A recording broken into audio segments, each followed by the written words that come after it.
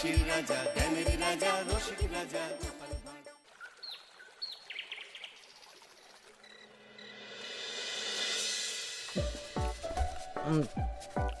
একটা সোনার আংটি, একটা ময়ূরপঙ্খী ধুতি, পাঞ্জাবির জন্য সোনার বোতাম। এই তুমি সেই বিকেল থেকে কি এত লেখাপড়া করছো বলো তো? চিঠি লিখছি, তা কাকে চিঠি লিখছো শুনি শুনি? আমার শাশুড়ি মাকে লিখছি গো গিন্নি। তা আমার মাকে হঠাৎ চিঠি লিখছো কেন? এক সপ্তাহ পরেই তো জামাই ষষ্ঠী, তাই মন্ত্রীমশাই সব আবদারগুলো একে একে লিখে ফেলেছেন। তুমি আমার মায়ের কাছে আবার কি আবদার করছো বলো তো? বেশি কিছু না, ওই আমাকে চিঠি পাঠিয়ে নিমন্ত্রণ করতে হবে, তারপর সাদা ঘোড়ায় করে নিয়ে যেতে হবে আমাকে, 3 দিন আদর যত্ন করে খাওয়াতে হবে, সোনার আংটি, ময়ূরপঙ্খী ধুতি, সোনার বোতাম, গলার হার, এই সব উপহার দিতে হবে। তুমি কি পাগল হয়ে গেছো? আমার মায়ের কাছে এত কিছু হ্যাংলার মতন চাইছো কেন? দেখো গিন্নি, আমি তো কৃষ্ণনগরের মন্ত্রী, আমার তো একটা আভিজাত্য আছে। আমাকে এরকম রাজকীয় ভাবে নিমন্ত্রণ না করলে আমি এবারে মানবো না। আমার মা এসব পারবেন না। আমি ওই শুধু আম, লিচু, কাঁঠাল খেয়ে জামাই ষষ্ঠী কাটাতে পারবো না। তাহলে তোমাকে যেতে হবে না, আমি একাই চলে যাব। কি জামাই ছাড়া জামাই ষষ্ঠী? হ্যাঁ হ্যাঁ, আমি আগামীকাল সকালেই চলে যাব। এই পোড়া কপালের সংসারে যত কম থাকা যায় ততই ভালো।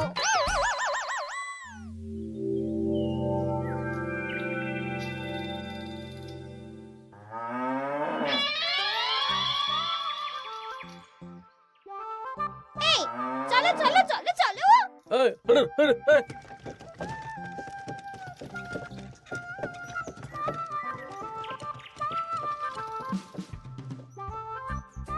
এটা আমার সাথে কি হলো রে বটা ঘটা? লোভে পাপ আর পাপে চাপ হয়ে গেল।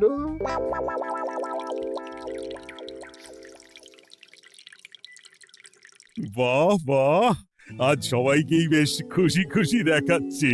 সামনেই তো সবাই শ্বশুর বাড়ি খেতে যাবে, তাই মুখে এত হাসি খুশি ভাব মহারাজ। হ্যাঁ, পরের সপ্তাহেই তো জামাই ষষ্ঠী।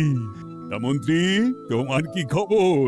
আমারও ভালোই খবর। তুমি এত চুপচাপ কেন?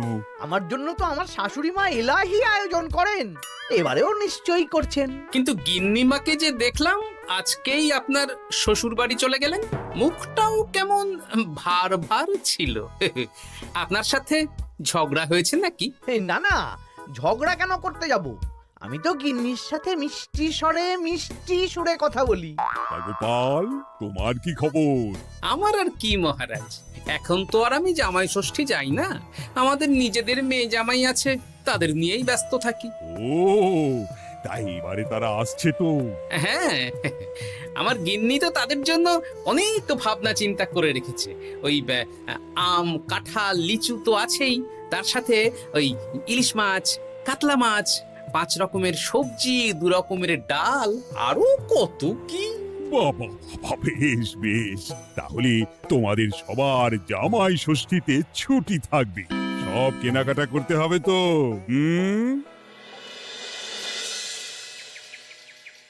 মাথাটা খারাপ হয়ে যাচ্ছে রে, সবাই চব্যচস্য খাবে। মন্ত্রীমশাই, এই তো সুযোগ। কিসের সুযোগ? আমি বলতে চাইছিলাম যে এই সময় সব সভাসদেরাই তো জামাই ষষ্ঠীর নিমন্ত্রণ রক্ষা করতে শ্বশুর বাড়ি যাবে, আর সবাই কিছু না কিছু কিনে নিয়ে যাবে।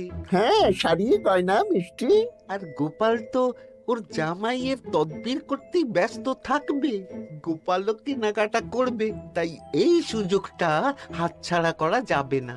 হ্যাঁ, সবাই হাত খুলে খরচ করে কেনাকাটা করবে, আর আমি ওই কেনাকাটায় ভাগ বসাবো। একদম এইটাই বলতে চাইছিলাম। শোন, তোরা শুধু ভাবনা চিন্তা করে নে কিভাবে কুচির কাজটা করা হবে। আমি আগামীকাল রাজসভায় একটু বিশদে জেনে নেব যে কে কি কবে কিনছে। কেমন? বেশ, তাহলে তো কাজ আরো সোজা হয়ে গেল। আমরা সোজা কাজ করব, আপনি মজা নেবেন। একদম।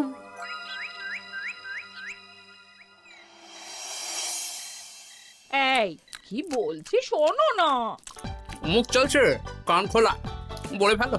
আমি আমাদের জামাইয়ের জন্য একটা আংটি আর মেয়ের জন্য একটা নাক ছাবি বায়না করে এসেছি। হ্যাঁ, মানে মানে তুমি আগামীকাল সন্ধ্যাবেলা দাম মিটিয়ে দিয়ে ওগুলো নিয়ে আসবে, কেমন? ওরে বাবারে কি হলো গো? ষাট ষাট কি হলো?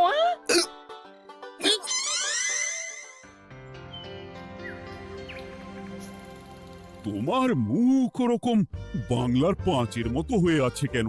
আর বলবেন না মহারাজ, গিন্নি আমাদের মেয়ে জামাইয়ের জন্য একটা আংটি আর একটা নাক ছাবি বায়না করে এসেছে। আজ সন্ধেবেলা আবার সেগুলো নিয়ে আসতে হবে। গোপাল তাই খরচের ভয়ে পাগল হয়ে যাচ্ছে। তো বাকিদের কেনাকাটা কত দূর?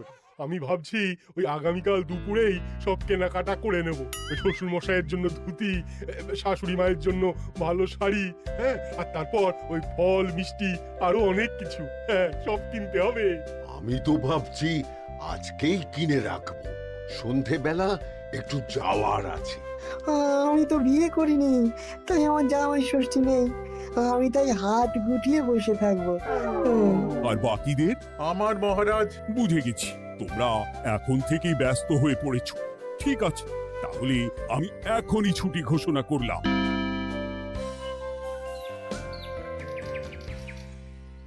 আরে আমার আজকের ভাগ্যটা এতটাই চওড়া যে রাজসভায় শুরুতেই ওই আলোচনা শুরু হয়ে গেল। মানে মানে গোপালের মুখ ভার ছিল, নিজেই কারণ বলে দিল যে আজকে সন্ধ্যাবেলা জামাই আর মেয়ের গয়না কিনতে যাবে। আচ্ছা, আর বাকিরা? বাকিদের ব্যাপারও জেনে নিয়েছি। আমি একটা তালিকা বানিয়ে রেখেছি। কিসের তালিকা? এই যে কে কখন কি উপহার কিনতে যাবে। আরে বাস, তোরা দিনে রাতে চুরি কর, বুঝলি, সারা রাজ্যে চুরি কর। রাঘব বোয়ালের খবর তো আমি দিয়েই দিলাম। এর সাথে সাধারণ প্রজাদের ঘরেও চুরি করব? একদম। মন্ত্রীমশাই, এবারে হিসেবটা 50-50 হবে তো? মানে ওই আমরা যা চুরি করে আনবো তার অর্ধেক আপনার আর অর্ধেক আমাদের। কারণ এবারে তো আর গিন্নিমা নেই, তাই আপনার খরচ নেই। এই তোরা কার সাথে কার তুলনা করছিস? আমি এই রাজ্যের মন্ত্রী, তোদের কাজ দিচ্ছি, এটাই তোদের অনেক ভাগ্যের ব্যাপার। হ্যাঁ না? হ্যাঁ, যা পাওয়া যাবে তার 80 ভাগ আমার আর 20 ভাগ তোদের। তোরা দুজনে ওই 10-10 করে নিস, যদি না পোষায় বলে দিস। আরে বাবা রে, না না, ঠিক আছে, আপনার শর্তেই রাজি। তোরা চুরি করবি মুখ ঢেকে বা মুখে কালো রং করে, আর গায়ে হাতে তেল মেখে নিবি, ভুলিস না। আচ্ছা মন্ত্রী মশাই, মনে থাকবে। বুঝলে রানী, আমি সব সভাসদদের আজকে থেকেই জামাই ষষ্ঠীর ছুটি দিয়ে দিয়েছি। ভালোই করেছেন, চলুন না আমরাও আগামীকাল বেরিয়ে পড়ি। হ্যাঁ, তাহলে তো ভালোই হয়। সারা দিন রাত এত কাজের চাপ, এত হিসেব নিকেশ, কয়েকদিন একটু ঘুরে এলে মাথাটা হালকা হবে। তাহলে মহারাজ, আমি এখনই সব গুছিয়ে রাখতে বলছি, কাল সকাল সকাল বেরিয়ে পড়বো। বেশ বেশ, তাই করো, সেটাই ভালো হবে।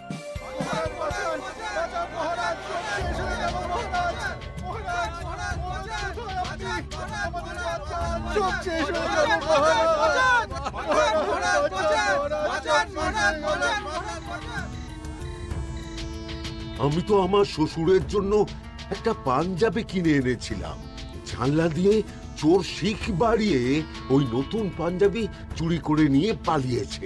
আমিও একটু আগে ওই দুটো থলে নিয়ে কেনাকাটা করে ফিরছিলাম, তারপর দেখি দুদিক থেকে দুটো কালো মতন মুখের লোক এলো আর ছোঁ করে আমার হাত থেকে দুটো থলে নিয়ে পালালো। ছি ছি সেনাপতি, তুমি না আমাদের রাজ্যের সেনাপতি, আর তোমার হাত থেকে চুরি হয়ে গেল? দুটো চোরকে ধরতে পারলে না? অনেকক্ষণ ছুটে একটা চোরকে ধরে ফেলেছিলাম মহারাজ, কিন্তু ওর হাতে এত তেল মাখানো ছিল যে যেই হাতটা ধরি অমনি পিছলে পালিয়ে যায়। মহারাজ, আমার তো বাড়ি থেকে দুটো পাতা কাঁঠাল নিয়ে পালিয়েছে, সাথে একটা রূপোর বাটি। ভেবেছিলাম এই বছর জামাইকে রূপোর বাটিতে পায়েস খাওয়াবো, কিন্তু সর্বনাশ হয়ে গেল। বলো কি? আমি তো ভাবছিলাম কালকেই নিজের শ্বশুর বাড়ি চলে যাব, কিন্তু এই পরিস্থিতিতে কি করে আর যাব বলো তো? শোনো সেনাপতি, সবাইকে বলে দেবে আগামীকাল রাজসভায় আসতে, আর রাজ্যে সুরক্ষার ব্যবস্থাও বাড়িয়ে দাও। আচ্ছা মহারাজ। বলি দামটা আর একটু কমাও না। না না না, এর চেয়ে কমে দিতে পারবো না। তুমি যা বলছো তাতে শুধু আংটি হবে, কিন্তু নাক ছাবি হবে না। আরে বাবা, আমার এখন হাত টান অবস্থা, তুমি বোঝার চেষ্টা করো। এক কাজ করো, আমাকে আমাকে তুমি ধারে দিয়ে দাও। আমার কাছে গয়না কেনার একটাই মূল মন্ত্র, আজ নগদ কাল ধার। হয় নগদ দাও, নইলে খালি হাতে যেতে হবে। বেশ, আমি তাহলে কালকেই আসবো, ধারে নিয়ে যাব। হ্যাঁ, বাবা রে বাবা, কি শেয়ানা বুদ্ধি! উহ,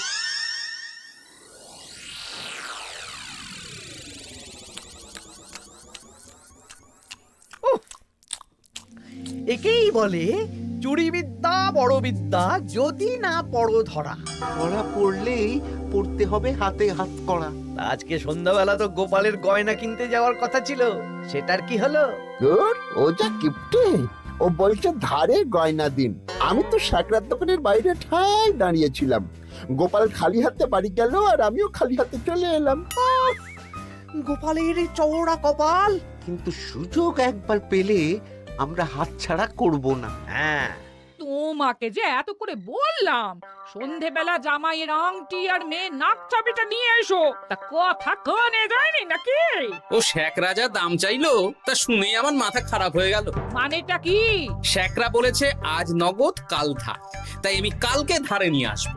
ওহ, তোমাকে নিয়ে আর পারি না। হ্যাঁ, মেলা কথা না বলে খেতে দাও দেখি। দিচ্ছি। তা বলি রাজ্যের খবর কিছু শুনেছো? হ্যাঁ, কি খবর? এই যে আজকে সন্ধেবেলায় অনেক জায়গায় চুরি হয়েছে। হ্যাঁ, বলো কি?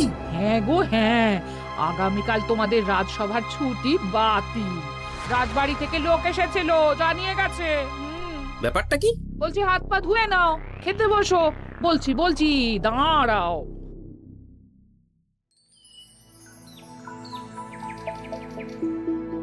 রাজ্যে এতগুলো লোকের বাড়ি থেকে চুরি হয়ে গেল।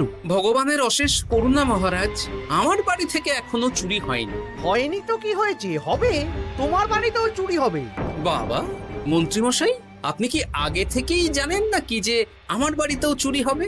তা চোর কি আপনার মাস্তুতো ভাই নাকি? কি মন্ত্রী, তুমি কি চোরকে চেনো? সত্যি মন্ত্রীমশাই, আপনি চেনেন? চেনেন? না মানে এই চিনি না, আসলে ইয়ে করলাম, মানে আন্দাজ করলাম। কোন যুক্তিতে আন্দাজ করলেন মন্ত্রীমশাই? না, আসলে যারা যারা এই বছর জামাই ষষ্ঠীতে যাচ্ছে বা জামাই আদরের আয়োজন করেছে, চোর বেছে বেছে তাদেরই চুরি করছে তো, তাই আর কি। বুঝেছি, এটার সাথে মন্ত্রীমশাইয়ের একটা যোগ থাকলেও থাকতে পারে। আচ্ছা, যে জন্য তোমাদের ডাকা, তোমাদের যে দীর্ঘকালীন জামাই ষষ্ঠী উপলক্ষে ছুটি দিয়েছিলাম, সেটা বাতিল করে শুধুমাত্র জামাই ষষ্ঠীর আগের দিন থেকে জামাই ষষ্ঠীর পরের দিন পর্যন্ত ছুটি থাকবে। আচ্ছা মহারাজ। আর সবাই একটু সাবধানে থেকো, দিনকাল খুব খারাপ। মন্ত্রীমশাই অত জোর দিয়ে কেন বললেন কথাটা? ব্যাপারটা ভেবে চিনতে দেখতে হবে।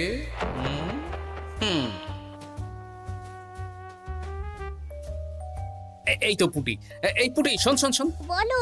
বলছি, তুই বাড়ি যাচ্ছিস তো? হ্যাঁ গো দাদু। শোন না, তোর বাবাকে একবার দুপুরবেলা আমার সাথে দেখা করতে বলিস তো। আচ্ছা দাদু, ঠিক আছে, আমি বলে দেব। বেশ, এই তাড়াতাড়ি আসতে বলিস, কিন্তু বেশি দেরি যেন না করে। ঠিক আছে গো দাদু, বলে দেব।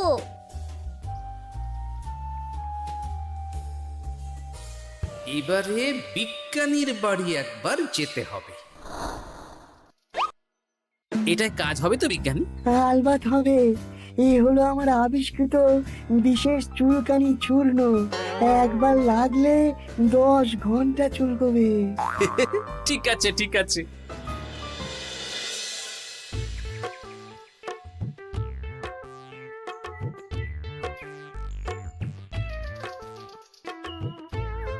ও গোপাল দাদা, তুমি আমাকে ডেকেছো?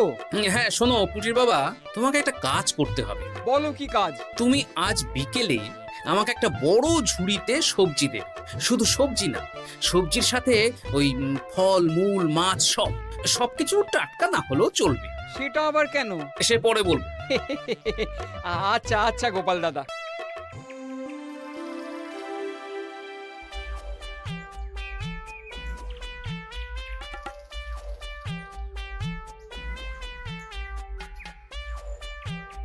বাবা, পুটির বাবা এত শাক সবজি ফল নিয়ে বাড়ি যাচ্ছ নাকি?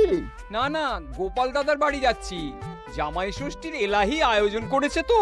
ও তাই তো, তাই তো। বেশ বেশ, যাও যাও যাও।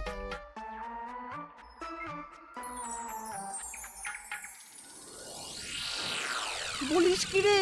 হ্যাঁ, নিজের চোখে আমরা দেখে এলাম। যে পরিমাণ শাক সবজি ফল আছে সেই সব দিয়ে আপনার ওই 1 সপ্তাহ চলে যাবে। তাহলে এই সুযোগ হাতছাড়া করা যাবে না। আজকে ওঁত পেতে থাকবি, কোন রকম সুযোগ পেলেই নিয়ে আসবি। আচ্ছা মন্ত্রী মশাই। এই এসব তুমি কি মেশাচ্ছ ঝুড়িতে? হ্যাঁ, চুপ, এটা চোরের দাওয়াই। এখন এই ঝুড়ি এখানেই থাকবে। যদি মন্ত্রীর কথা মতন চোর বাবাজি নিলেই ফাঁসবে। যাও যাও, আমার জন্য একটু মুড়ি বাদাম নিয়ে এসো, যাও।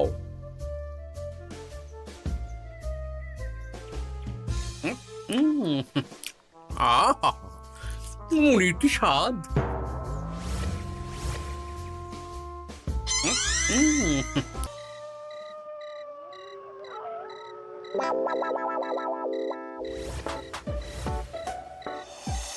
এই কটা সবজি ফলগুলো আমাদের জন্য অপেক্ষা করছে, দেখ দেখ। এ তো দারুণ সুযোগ। দরজা জানালা ভাঙার, শীত কাটার কোনো ব্যাপার নেই। ঠিক, তাহলে আর দেরি কেন, চল।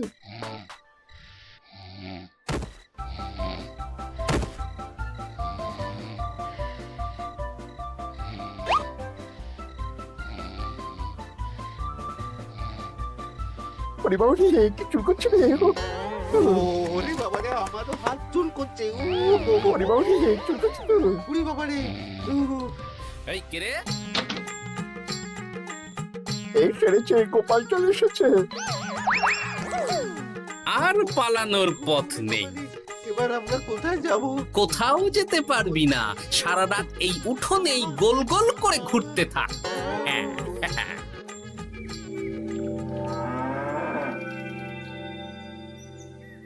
ও এখনো বেটারা এলো না। ওরা ধরা পড়ে গেল না তো? ধরা পড়ে আমার নাম বলেনি তো? না না, আজ আর রাজসভায় যাব না। বলবো বলবো আমার শরীর খারাপ, আমি চুরির কিচ্ছু জানি না। হ্যাঁ,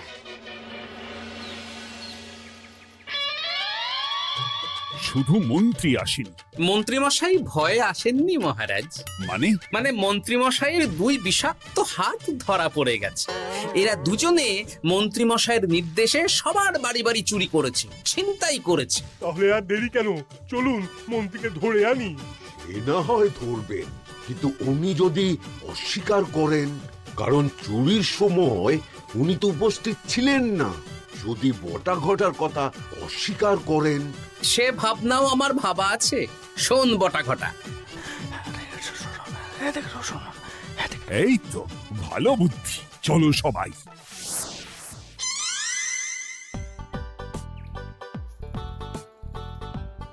ও মন্ত্রী মশাই। আরে বটার গলা না, দাঁড়া, দরজা খুলছি।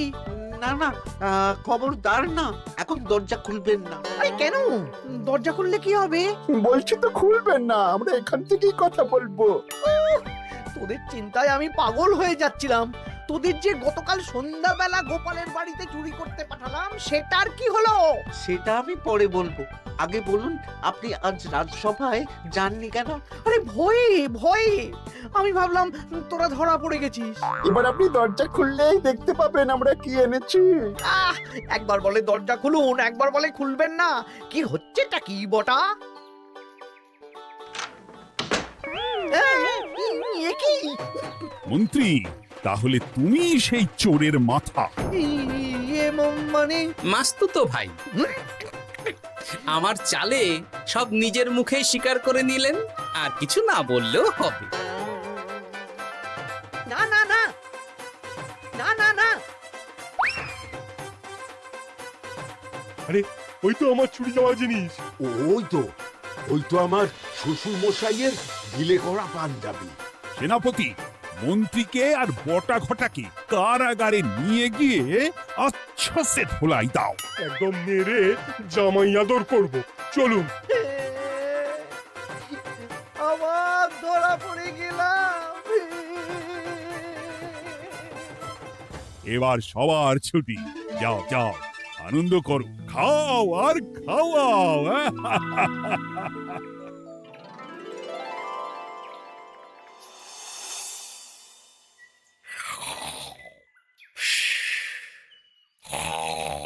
কি গো, বলি বেলা তো অনেক হলো, উঠবে তো নাকি? কাল সারা রাত যা ধকল গেছে, তাই একটু বেশি ঘুমিয়ে পড়েছিলাম। বলি ধকল আবার কি? দিব্যি তো ঘুমাচ্ছিলে। সেটা তুমি বুঝলে তো হয়েই যেত গিন্নি। আসলে সামনেই তো জামাই ষষ্ঠী, তার উপর তুমি যা আয়োজন করেছো, সেটার ধকলেই স্বপ্ন দেখছিলাম আর কি।